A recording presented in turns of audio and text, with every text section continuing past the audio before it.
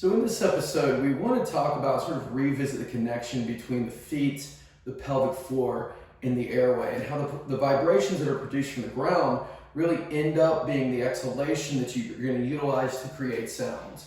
The more we can push through the middle of our feet, and the more we can kind of get our foot on the ground to sort of distribute that vibration and push off to where it kind of goes straight up through our bodies, the more exhalation we're going to have to work with, the more powerful push up we're going to have for the pelvic floor and for the diaphragm, and really the more efficient you're going to be at producing this vibration from the bottom.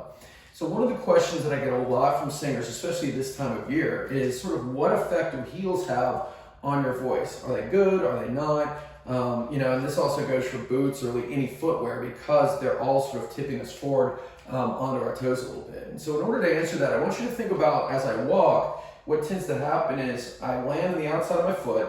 Okay, my foot essentially flattens, and then as my other foot comes through, I push off, my heel comes off the ground.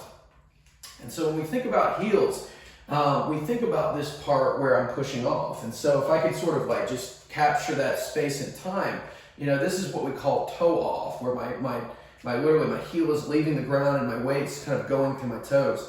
This is kind of what heels do to us, is they take this pressure that's sort of that's distributed throughout my foot, and it kind of focalizes it into a big push that propels me forward. The problem with that is that when we're in heels, we stay in this push all the time. So rather than the weight of my body being distributed throughout the foot as I take a step, I'm just kind of pushing into that area all the time. And what that tends to do is it starts to create, bunions. It starts to create pain in that area. It starts to create pain in the inside of my knee because I just don't have the ability to spread out that weight and push against the ground. What it's going to do a little bit higher up to the pelvic floor is it's also going to create this sort of hypertonic or tight pelvic floor all the time, because I can't really load. You can't really get your foot to the ground and spread things out to push off again. Okay, what I'm not saying is never wear heels again, but what I am saying is that because we do this, because we wear shoes, we wear heels, it's more important that we teach our foot then to spread that load out and to distribute it and then to push off again. Okay, so in this episode, we're going to cover some drills that are going to allow you to kind of retrain your foot to kind of open things up to load the pelvic floor and then to push off and kind of do that little bit of extra care that's going to give you the best foot possible for both performance and health. All right, so when we talk about being the most athletic singer possible, what I want you to realize is the foot is composed of connective tissue as well as our Achilles tendon that literally absorbs the load as we step like a trampoline, gathers it, and then stiffens it up to push us forward, right? So the more loading and the more contraction we can get out of the foot, the more variability we can get, the better. That's going to feed up to our pelvic floor, and that's going to create a more athletic pelvic floor.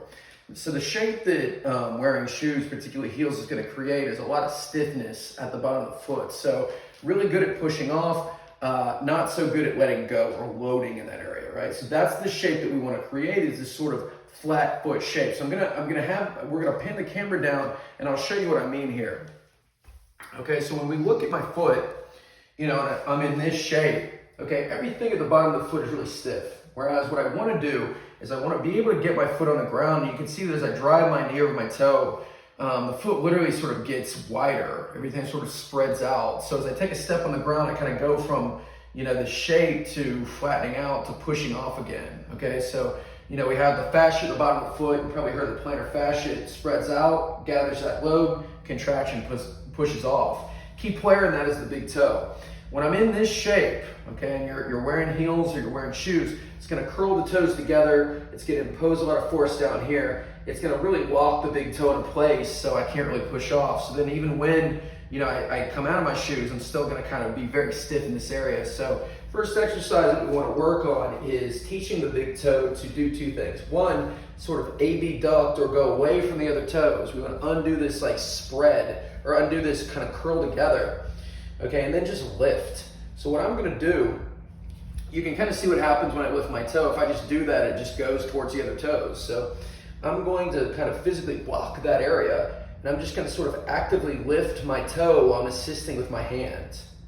Okay, and I'm gonna do this just about maybe 10 to 15 to 20 times. And even this is just gonna give my body the sort of the motor control and the understanding of what we're looking for here, just create a little bit more spread of the toes, okay? That's also gonna start to stretch the fascia under my foot, and it's gonna give me a little bit better, I guess, landing pad to receive force as I step on the ground, okay? So from there, we're gonna work on 2 exercises that are gonna kind of teach my body to use what I just worked on. So I've got a glove here. You can use a sock or really anything, but what I want to do is I want to place my big toe on top of this sock, and I want to separate my toes, okay? I don't want them to scrunch together as I do this, but in this position, what I'm going to do is just drive my knee over my toe, so I'm intentionally driving in to create that pronation foot shape. Key thing here is that as I do this, what you'll feel is kind of a stretch in your Achilles tendon, which is back here, as well as sort of a flattening of the foot.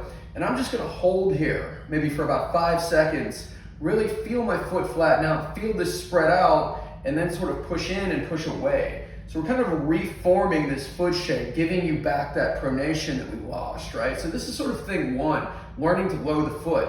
Thing 2 is gonna be learning to propel off of the big toe. Oftentimes when I don't have range of motion in my big toe, I'm just gonna turn my foot out kind of and push through here.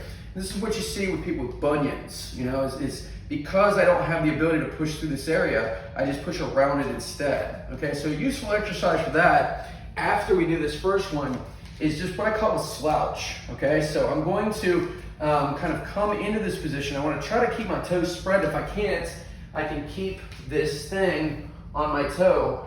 Okay, but I'm going to do this. I'm just going to try to reach down.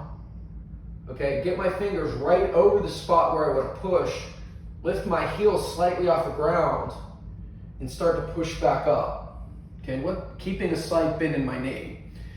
Okay, and what this is going to do is it's going to help to activate all of this stuff up the chain that is responsible for sort of creating this vibration and this muscular push that creates force as I step on the ground to use the foot, knee, pelvic floor athletically.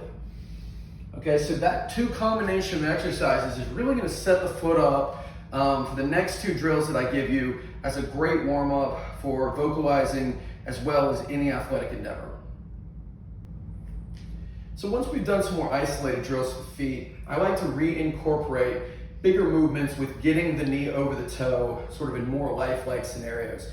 So especially when you've been wearing heels or your foot is really stiff, or you find that you walk on the outside of your feet and you want to get grounded, we want to slow movements down as much as we possibly can to teach our body and our brain to sort of load into a position and sort of allow it to spread out. Okay, the problem with most people that can't ground is that they're literally sort of bouncing off their feet as opposed to absorbing that force. We want to train our bodies to do the opposite. So in this movement, I'm going to do what is called a lateral squat. And with this, it's going to be very slow. Okay, I'm going to sort of load my knee over my toe, get heavy in the middle of my foot, but make sure that I can keep my heel on the ground. I don't want to come so far forward that the heel goes off the ground. So what it's going to look like is I'm going to go very slowly into this position. I'm going to give it a 4 count. 1, 2, 3, 4. And I'm just going to hold in this position with my knee over my toe, getting super heavy for 1, 2, 3, 4. Then I'm slowly going to push back through that spot behind my big toe that we talked about for 1, 2, 3, 4. So this exercise, moving slowly, teaching my brain to eliminate the compensations that it's used to when I move faster, the pain, pushing through other areas, not loading this part of my foot.